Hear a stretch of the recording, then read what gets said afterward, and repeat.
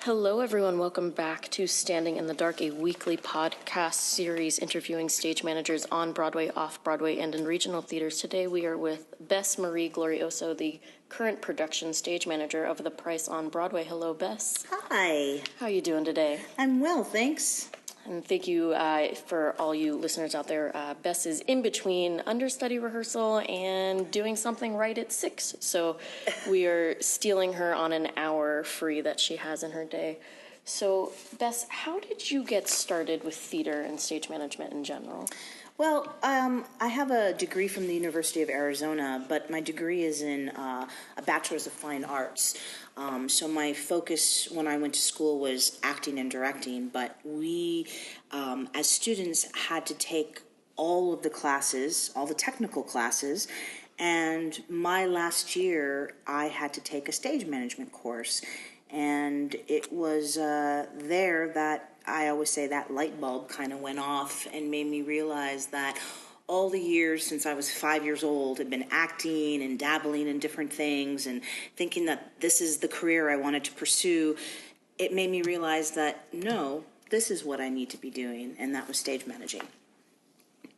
And what was the first show that you worked on? The first show I ever stage managed was Orphans, which was I PSM'd Orphans at the University of Arizona, and it was after that semester that I went to the New England Theater Conference, and I had auditions lined up for being in different acting companies and whatnot, and I decided to give a stab at some technical interviews, and I managed to get several callbacks from different summer stock companies to stage manage, and that's the route I went with. And I landed a job at the Merry-Go-Round Playhouse, and I was there for 4 years as their production stage manager, and that was my education in big musicals and whatnot, because I didn't pursue that in school up until my last year. So summer stock really gave me quite the education in being a stage manager.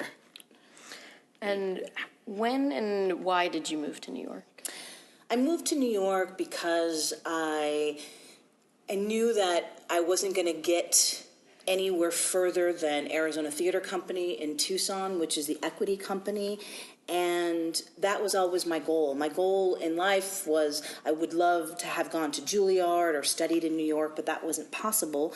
And so I knew when I graduated, and I said to my parents, I'm moving to New York, and that's what I did. But the unfortunate thing was I didn't know anybody here in New York, so I moved here blindly and didn't have anybody to mentor me or kind of show me the ropes, and it was like going to the newsstand to pick up a backstage and kind of just guiding my way to see where I would end up, and kind of just putting myself out there, working showcases, non-union gigs, and just really trying to make it work. When I first moved to New York, I lived at the 92nd Street Y, which is like a dorm. And when I first moved into my very first apartment, it was like, wow, I'll be able to pay my bills on my own and do that. But I was working real jobs on top of trying to do showcases and readings and all that, and just reached a burnout pretty much after 2 years, and decided I need to get a different perspective of this business. And I moved back upstate, where I was doing summer stock at Merry-Go-Round, and did community theater up there, and decided I was going to take a different route and go to medical school, which is a completely different route. Being there for a couple years, I came to the discovery that this is not where I need to be, and I need to get back into the thick of things. And a friend of mine was working at the Mark Taper Forum at the time and said, why don't you come out here in PA on a show and get your feet wet again, and you have to start at the bottom. And of course I knew that, and I did. I went out to LA and worked at the Taper, and was mentored by some fantastic stage managers, one being Mary Klinger, who was the PSM of the first show I PA'd, and kind of made a niche for myself at the Taper, and basically received my equity card there. And that's when I decided, you know what, I'm ready to go back to New York because I had the fire back in me and I had the confidence back in me that I was ready to do that. And May 4th will be 19 years that I've been back in New York and working professionally 19 years without having to get a real job, as they say. And when you got back to New York, what was your first job? When I got back to New York, I was reaching out, and the Signature Theater reached out to me and said, we just had to let our production stage manager go on Bosoms and Neglect, and we're wondering if you're available. And I said, absolutely, and we'd like you to meet with Nicholas Martin. And I'd done my research, and I knew what an amazing director Nicky Martin was. And I went to meet with him, and the first thing he said to me was, I don't like working with women. And excuse my French, but I said, well, why the fuck am I here then? And it was very, we were laughing and talking, and things opened up, and he said, you're hired. And we laughed about it. But come to find out that Frank Baer, who was the production manager at the Mark Taper Forum, was Nicky Martin's best friend. And Nicky made a phone call to Frank because he saw that I worked at the Taper, and Frank said, you'd be stupid not to hire her. And that relationship with Nicky, coming into Bosoms and Neglect, I formed other relationships on that show with his assistant director and whatnot, but that led me to what kind of took my career off with Fully Committed, because Nicky directed Fully Committed at the Vineyard.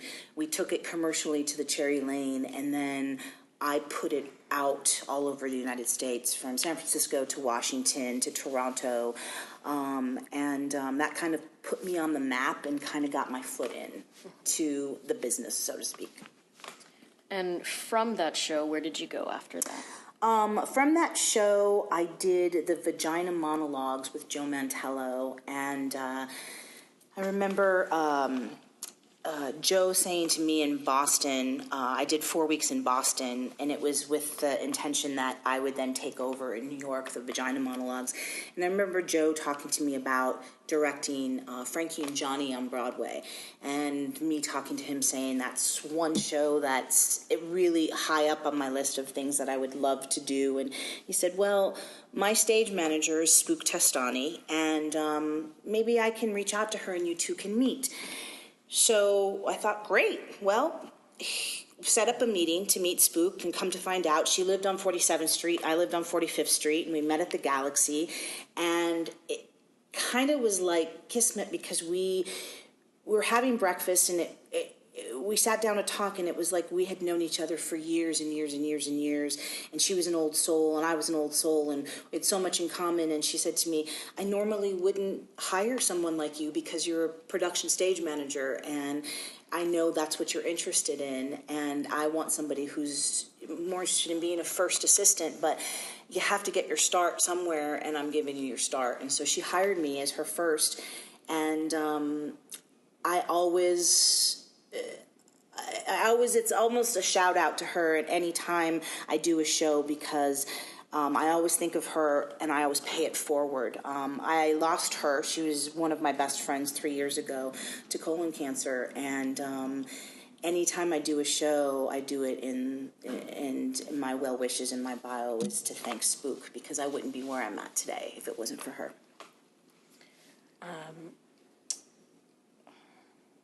Go from there. I'm gonna crop that out right here. All right. So from working with Joe Mantello, what was your first Broadway show as a production stage manager? My first Broadway show, after I did Frankie and Johnny, I then moved on to Wicked. So Wicked was my big introduction into Broadway as far as the big spectacle of a musical, and went through the paces of PSMing, actually workshops of it, but I certainly was not ready to PSM a huge musical like that. And I was an assistant on that, and took it out of town, came back to New York, rehearsed it in New York, and opened it on Broadway, and was with it for 3 years. But within those 3 years, I befriended Mark Shaman and Scott Whitman, and Scott said to me, I'm doing this workshop with Martin Short, and I'd love you to PSM this workshop. So I took a leave of absence from Wicked, and I PSM this workshop of Martin Short, Fame Becomes Me. And they decided after the 4-week workshop that this was going to happen. And that doesn't necessarily mean when you do workshop something that you go on with the production. So I knew that I had to go through the paces of, speaking with the general managers if this was going to be indeed my show and I was going to take it to Broadway. There was 3 out of towns, San Francisco, Toronto, and Chicago before we came into Broadway. And I sat down with the general manager, and the general manager basically said to me, why should I hire you as the production stage manager, since you've never PSM'd on Broadway, over somebody who has 30 years of experience? And I was very black and white with him and said, the director wants me, the actor wants me, and I know that I can do this, and let me prove to you that I can do this, because everybody needs to get their foot in and get a start. How am I ever going to PSM a show unless I get that opportunity? And the show was given to me, and that was my first show as a PSM on Broadway.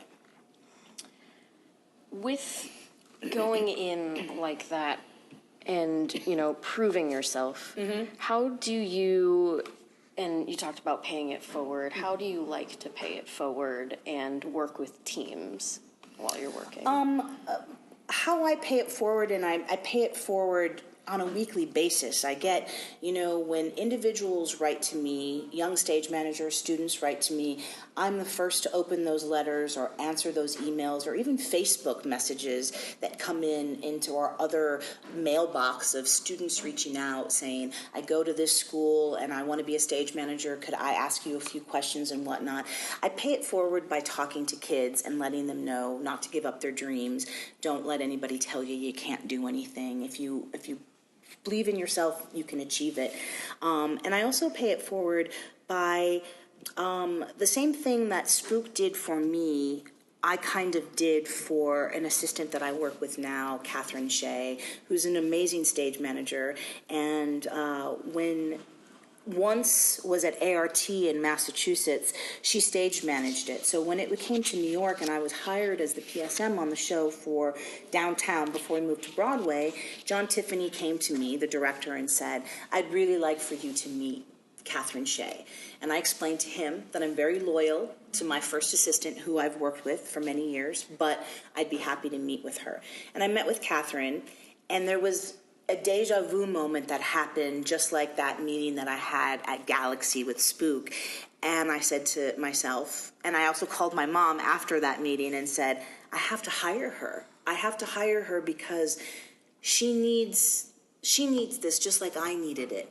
And I'm so glad I did, because 5 years later, 6 years later, we're still working together. Catherine is my assistant on The Price. She's very smart. She's very good. Actors love her. Crew love her. And she's very good at her job. My loyalty stays with individuals that I work with. And I'm also loyal to hiring women. I enjoy working in this business. And in every business, there's always politics involved. And I keep that kind of to myself, but I like to be loyal to the women in this business because we tend to not always get the jobs. That's correct. Speaking of that, I have a quote here. Thoughts? Nope. Okay. Gonna crop this out too, John. All right. I don't want to say that you're not here to make friends, but. Well, we can go in that route of, I always take away with me the expression is I'm a very warm and comforting stage manager. I'm there. I'm also run a tight ship, and, actors know not to cross that line, so to speak. And I always say, if I walk away with the friendship, that's a bonus, but I'm not coming in trying to be everyone's best friend. I want people to feel safe, trust, I'm not here to buddy up and be everyone's best friend. I really just want the actors to know that they can come to work. They can always reach out to me. They can, whatever they need. But ultimately, I'm just not here to make friends. I'm here just to do my job. And what is something that you love about your job? I love many things about my job, and I always say this. I always say this to young students: is the minute I stop loving what I do, I'm not going to be a stage manager, because that's the most miserable thing of a jaded, bitter person, is to be in charge of something when they don't want to be there. But I love the community that we call Broadway, how we can all come together in the bad times and in the good times. I love the sense of responsibility.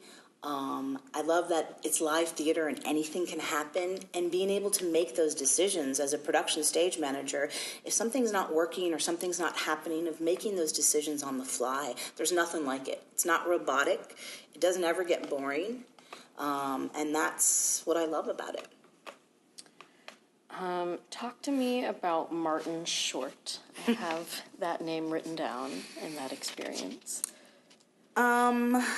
Marty, having done the vagina monologues, I worked with so many different celebrities, but they were all women.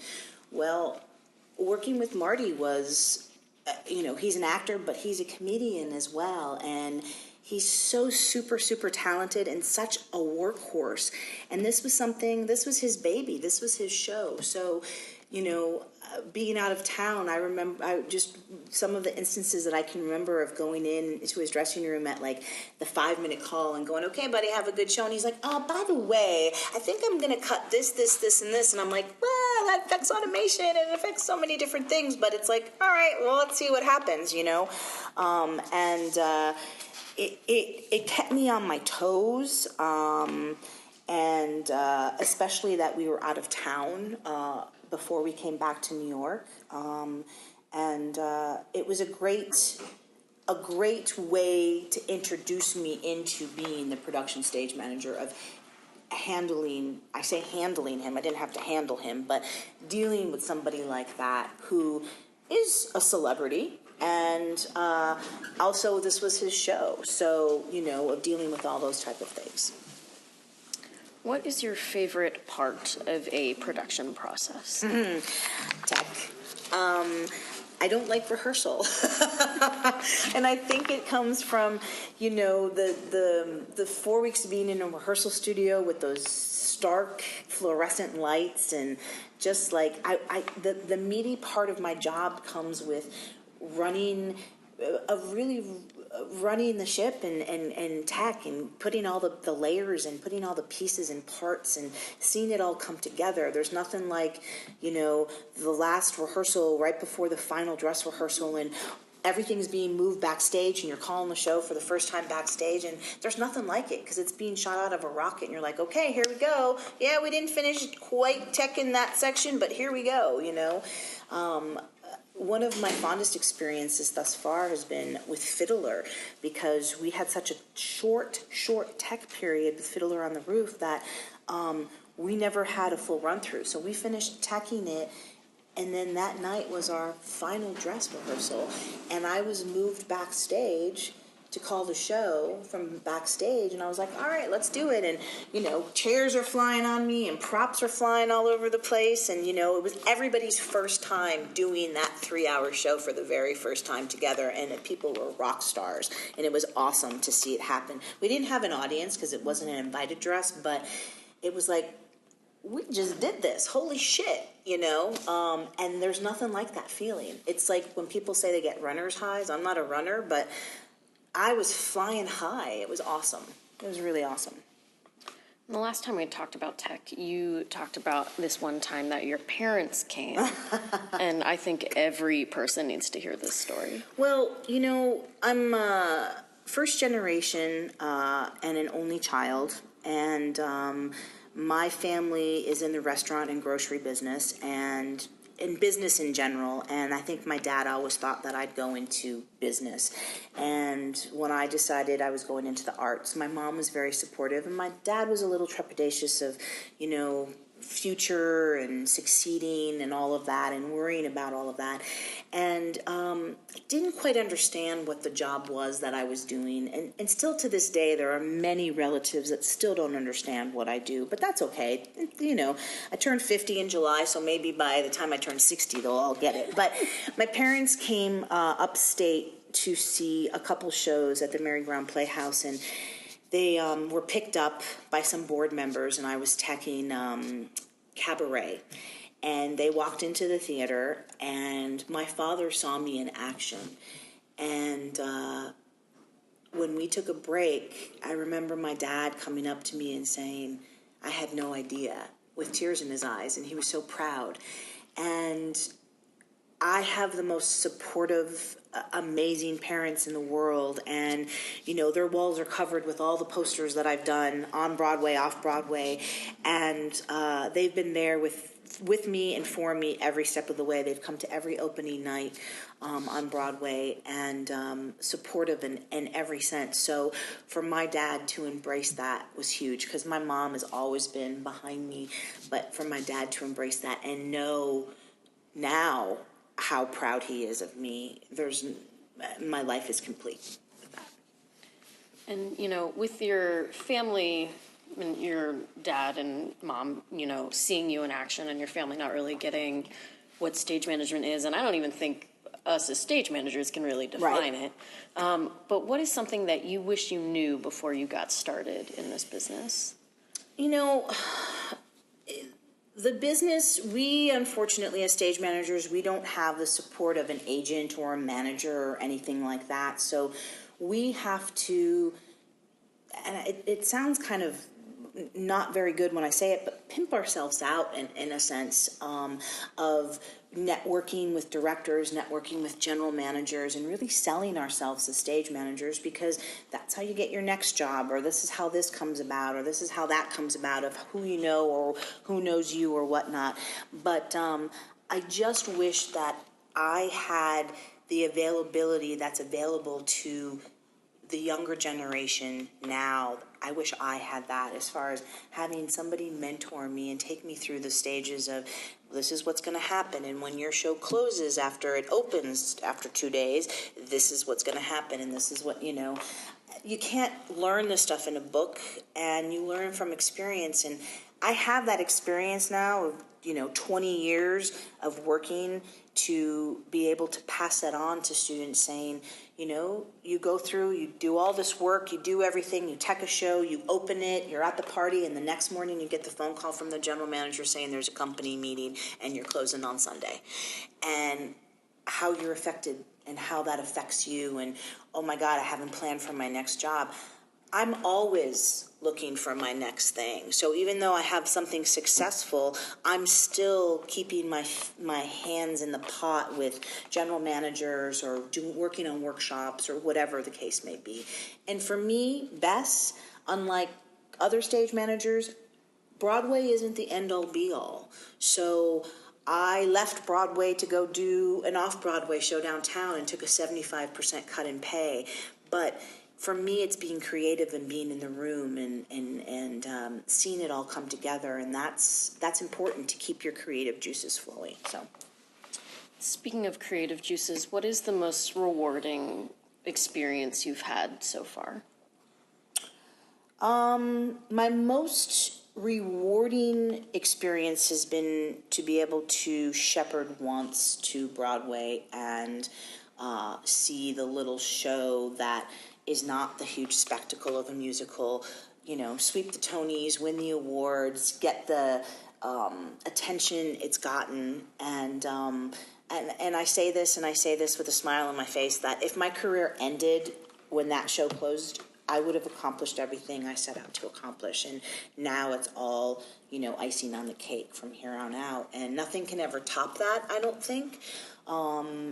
Every show after once has been amazing, but not quite the fulfillment that I had with the company, the creatives, everyone that was involved. It was just a really wonderful experience. I have some notes down here about, we're going back a couple conversations about Joe Mantello and Wicked. Just talk, you see these notes in front of us, just talk about how the PSM didn't want to hire you and what Joe did for you in that moment. Yeah, being a production stage manager now, I know how things can get political in a sense. And I use the word political lightly in the sense of, general managers or producers will say, oh, I have a nephew who's really interested in stage managing. I'd love for them to work on as a PA or whatnot. And that can get a little tricky and trepidatious in areas, because ultimately I'm being hired by these individuals and you don't want to say, no, I don't want to do that, I happen to be doing Frankie and Johnny, and Joe had come into our stage management office, and I had a great relationship with Joe. And Joe said, hey, have you gotten the call yet from the PSM for Wicked about doing Wicked? And I said, no, I haven't. And that was it. I didn't, run to him to say, hey, what's going on? He came to me. And so he picked up the phone and called the individual. And that evening I received a phone call basically saying, who the fuck do you think you are? Like telling the director, put me in a very awkward position, and also then put me in a position of feeling that he was forced to hire me and didn't make for a great stepping stone for the next year ahead. And if one can say, felt like a stepchild, or the black sheep of the family. And I made the most of it. I learned. I took away so much, and I grasped onto so much that I could come away with because I wanted to learn from that experience. It was such an amazing experience of having to put that show together, and all the creatives working on it, and the designers were amazing, producers, general managers. So I tried to clasp onto that and tried to let go of the negative, but unfortunately the negative just crept up. And when I made the decision to leave, Wicked's still running. I could still be at Wicked, but I made the decision that was best for me because I knew that I probably wasn't going to go anywhere further, and that's not where I wanted to be in my career. And when you were in this experience and this bad experience, and you were able to learn from it, what were things that you were able to grasp onto moving you forward, working with somebody who you didn't necessarily get along with? How do you take that moving forward? I take it with learning how to choose my battles, with individuals that are difficult to deal with when communicating, when they see things that are all black and I see that it's white and there's no compromise. I took away that's how I have to choose my battles when I have to approach an actor or a crew member or a designer. And if it's something that I'm coming at them with something that's not necessarily that they're going to digest very well, I have to choose my battles. And that's what I took away with. And, I felt like I was beaten down in many ways. And that made me stronger and made me want to succeed even more. So when I did get the PSM job and then have consistently worked since, that's my success right there of being like, no one's going to take me down. Just like Elphaba says, no one's going to take her down. No one took Bess down.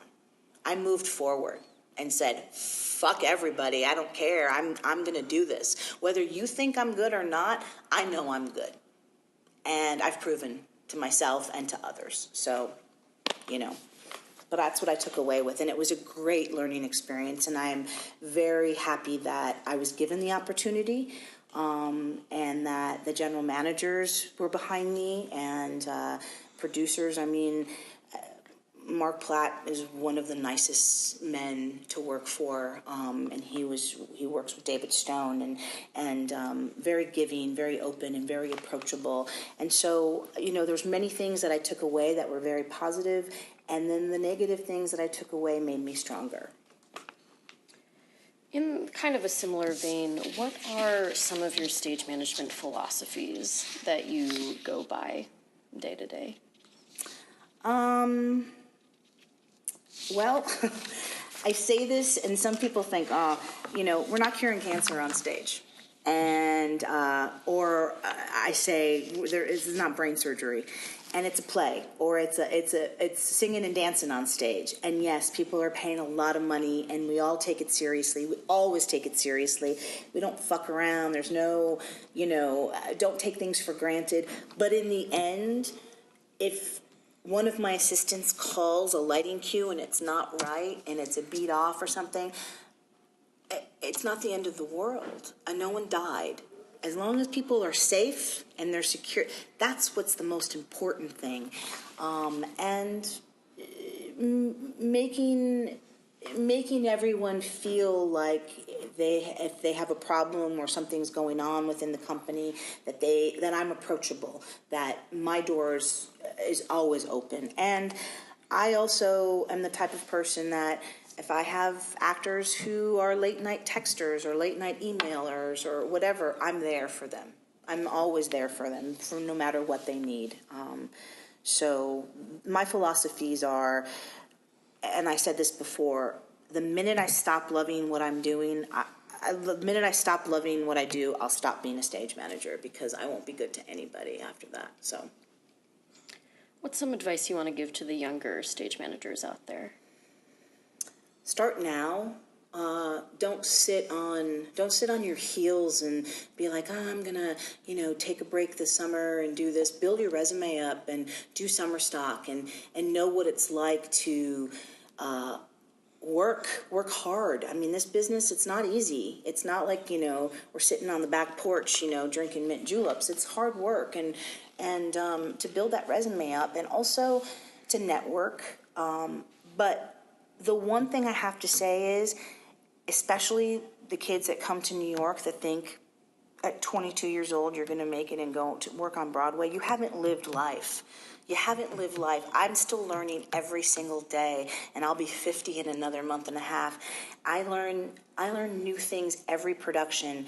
I've learned new things on this production, of the price, of how to deal with different personalities, or how to take care of this or take care of that. So I'm always learning, and I'll say to them, don't think that Broadway's the end-all, be-all. Go work off Broadway. Go do a children's tour. I did that in Los Angeles. I did 2 children's tours where I'd be up at 4 a.m, driving to a location, setting up the set, running the lights and sound, and grovel in it. Get your feet wet. Get your hands dirty. Because when you get to Broadway, you can't touch things. You can't, it's not, you're not able to do things that you're able to do off Broadway. And you learn from those experiences. So that's what I come away with. I don't come from the school of, I'm not going to hire a stage manager right out of college. As a production assistant, absolutely. But, I'm of the school of paying your dues and working for it. I have a quote from you last time, which I want to just say is, dream, believe, achieve. Never let anyone tell you you can't do it if you don't make it.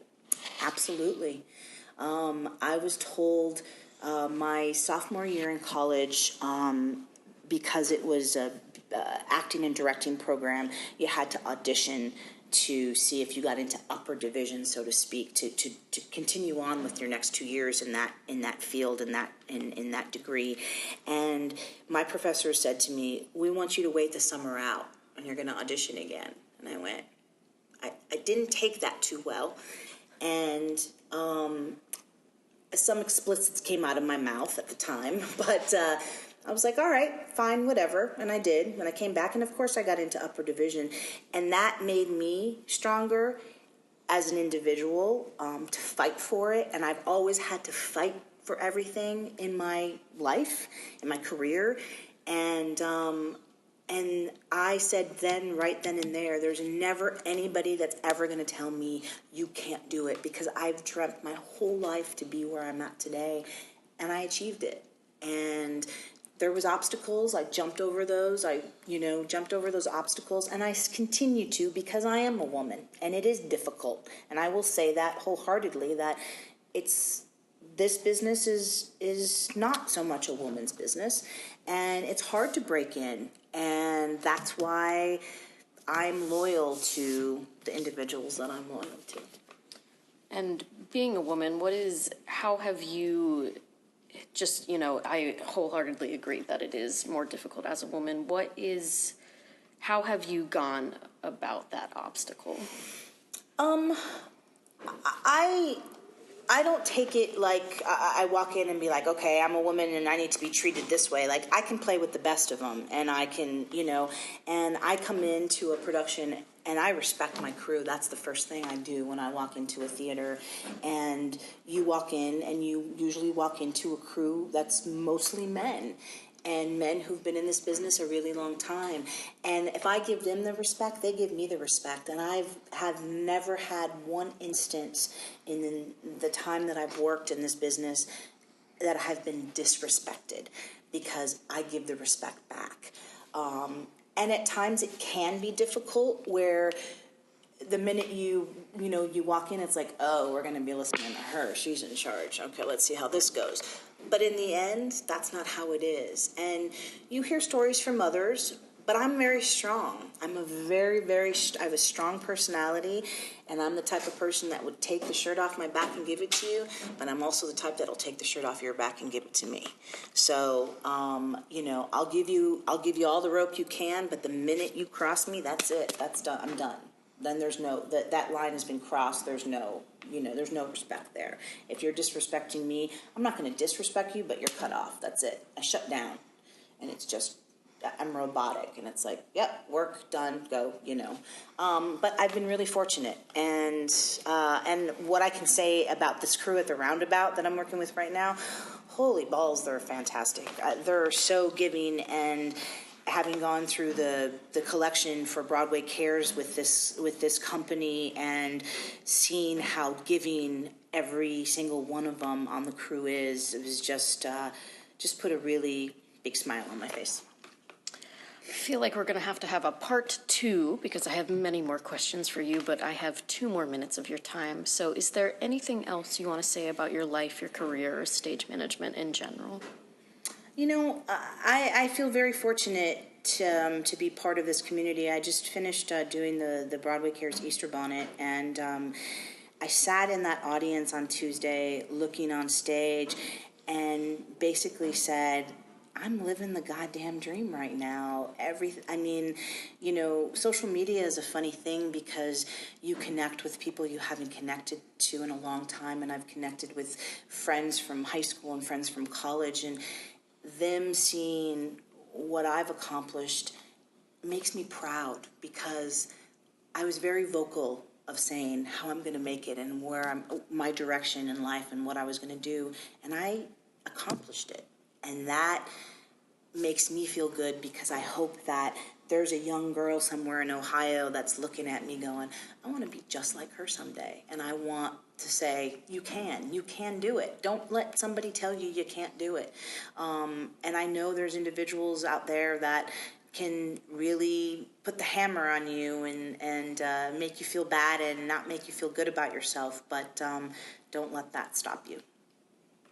And on that note, we will say goodbye to Bess, but I promise there will be a part 2, because there are some questions we didn't get to. Thanks, everyone. Thank you, Bess. Yep.